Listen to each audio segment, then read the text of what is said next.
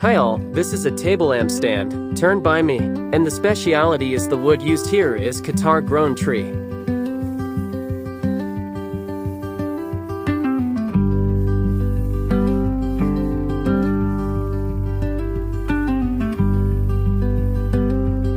Unfortunately, I don't know the name of it. These trees very commonly see in the roadside in Qatar.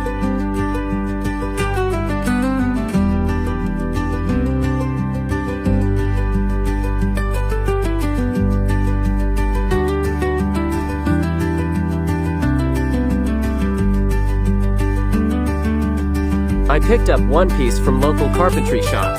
These were brought to cut for firewood. I thought it's good for this project, and once friction polish applied gave excellent look.